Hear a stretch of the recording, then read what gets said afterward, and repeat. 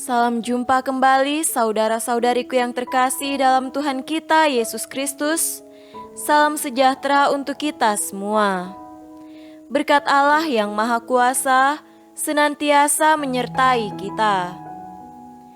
Marilah kita mendengarkan dan merenungkan bacaan-bacaan kitab suci hari Jumat 5 Maret tahun 2021. Bacaan pertama dari kitab Kejadian pasal 37 ayat 3 sampai 4, dilanjutkan dengan ayat 12, ayat 13a dan ayat 17b sampai 28.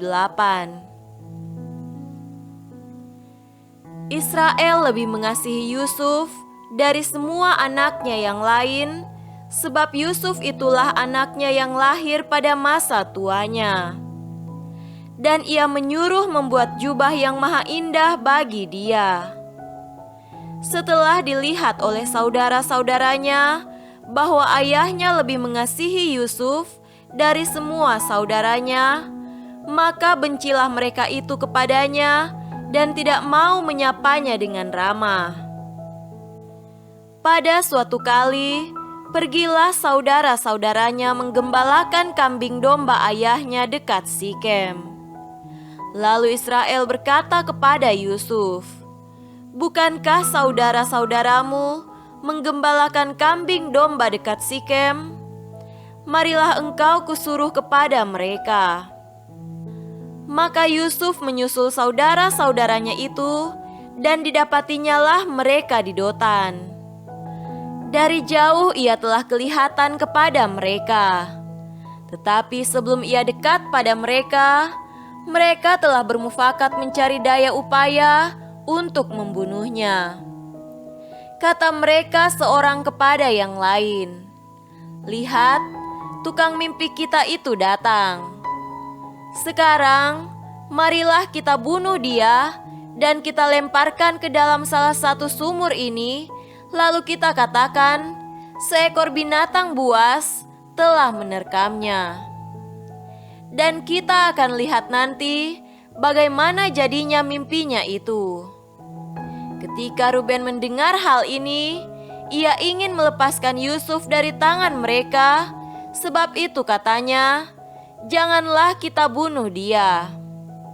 Lagi kata Ruben kepada mereka, "Janganlah tumpahkan darah, lemparkanlah dia ke dalam sumur yang ada di padang gurun ini, tetapi janganlah apa-apakan dia." Maksudnya hendak melepaskan Yusuf dari tangan mereka dan membawanya kembali kepada ayahnya. Baru saja Yusuf sampai kepada saudara-saudaranya, mereka pun menanggalkan jubah Yusuf, jubah maha indah yang dipakainya itu. Dan mereka membawa dia dan melemparkan dia ke dalam sumur. Sumur itu kosong, tidak berair. Kemudian duduklah mereka untuk makan. Ketika mereka mengangkat muka, kelihatanlah kepada mereka suatu kafilah orang Ismail datang dari Gilead dengan untanya yang membawa damar, balsam dan damar ladan dalam perjalanannya mengangkut barang-barang itu ke Mesir. Lalu kata Yehuda kepada saudara-saudaranya itu, "Apakah untungnya kalau kita membunuh adik kita itu dan menyembunyikan darahnya?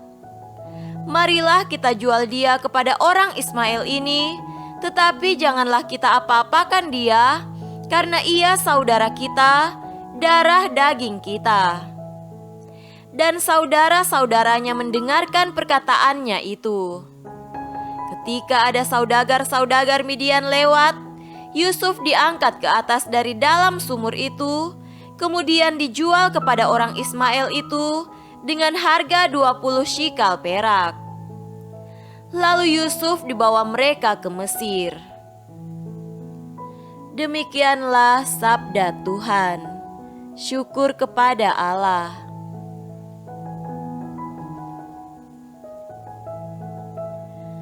Tuhan beserta kita sekarang dan selama-lamanya. Inilah Injil Yesus Kristus menurut Matius. Dimuliakanlah Tuhan.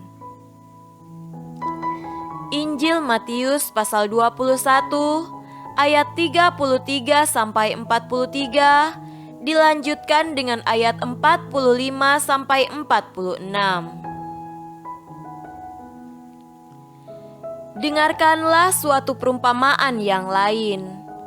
Adalah seorang tuan tanah membuka kebun anggur dan menanam pagar sekelilingnya. Ia menggali lubang tempat memeras anggur dan mendirikan menara jaga di atas kebun itu. Kemudian ia menyewakan kebun itu kepada penggarap-penggarap, lalu berangkat ke negeri lain. Ketika hampir tiba musim petik, ia menyuruh hamba-hambanya kepada penggarap-penggarap itu untuk menerima hasil yang menjadi bagiannya. Tetapi penggarap-penggarap itu menangkap hamba-hambanya itu. Mereka memukul yang seorang, membunuh yang lain, dan melempari yang lain pula dengan batu.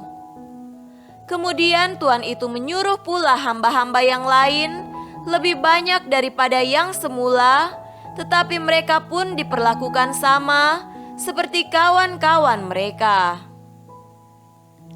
Akhirnya ia menyuruh anaknya kepada mereka, katanya, "Anakku akan mereka segani."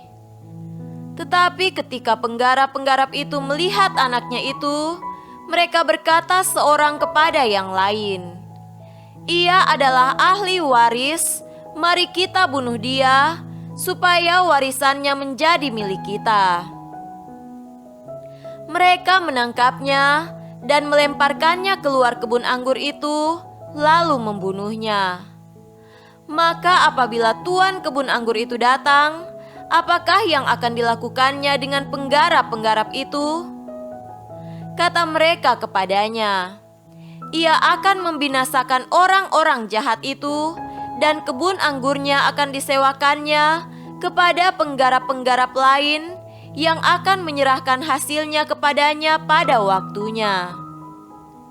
Kata Yesus kepada mereka, "Belum pernahkah kamu baca dalam kitab suci, batu yang dibuang oleh tukang-tukang bangunan telah menjadi batu penjuru? Hal itu terjadi dari pihak Tuhan, suatu perbuatan ajaib di mata kita. Sebab itu aku berkata kepadamu, bahwa kerajaan Allah akan diambil daripadamu dan akan diberikan kepada suatu bangsa yang akan menghasilkan buah kerajaan itu."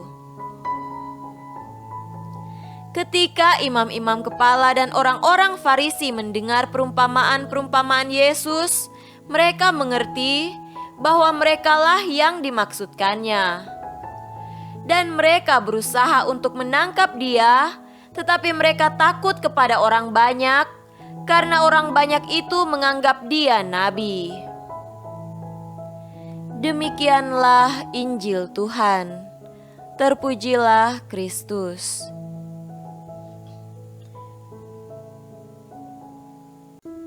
Saudara-saudariku yang terkasih dalam Tuhan kita Yesus Kristus, tema renungan kita pada hari ini adalah membalas kebaikan Tuhan.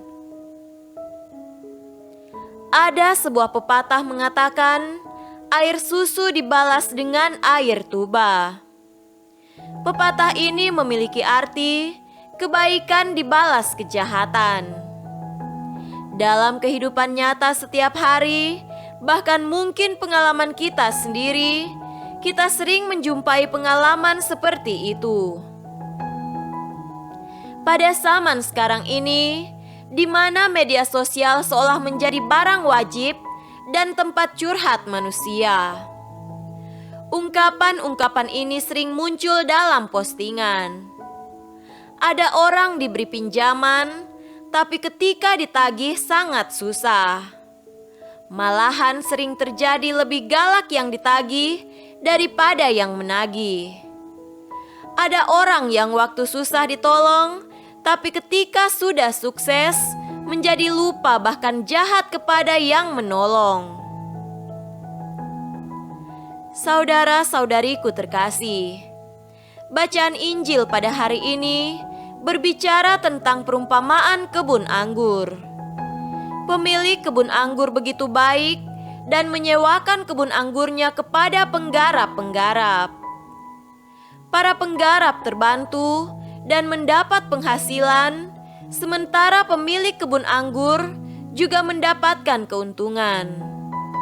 Namun yang terjadi ialah pengkhianatan dari penggarap-penggarap itu. Mereka tidak mau membagi hasil. Utusan pemilik kebun anggur mereka bunuh, termasuk juga anaknya. Mereka malah berambisi untuk merebut kebun anggur itu. Saudara-saudariku terkasih, kisah ini sesungguhnya menggambarkan relasi antara manusia dengan Sang Pencipta dalam sepanjang sejarah keselamatan. Tuhan begitu baik kepada umat manusia. Manusia menikmati begitu banyak berkat daripadanya. Namun selalu saja manusia tidak setia dan menyakiti hati Allah. Bahkan ketika Tuhan mengutus putranya untuk menebus dosa manusia, pengkhianatan-pengkhianatan manusia terus saja terjadi. Dosa masih saja dilakukan oleh manusia dan itu menyakiti hati Allah. Marilah kita menjadi pribadi-pribadi yang tahu berterima kasih dan tahu membalas kebaikan Allah. Mari kita membalas kebaikan Tuhan yang begitu banyak itu dengan menjadi hamba-hamba yang baik dan taat. Jika kita hidup dalam dosa, mari kita bertobat dari segala kejahatan kita dan mengubah diri menjadi pribadi yang berkenan kepadanya. Secara konkret terhadap sesama, marilah kita selalu menjadi orang yang baik. Kita menjadi pribadi yang tahu menghargai, tahu berterima kasih, serta tahu membalas kebaikan. Semoga demikian. Amin.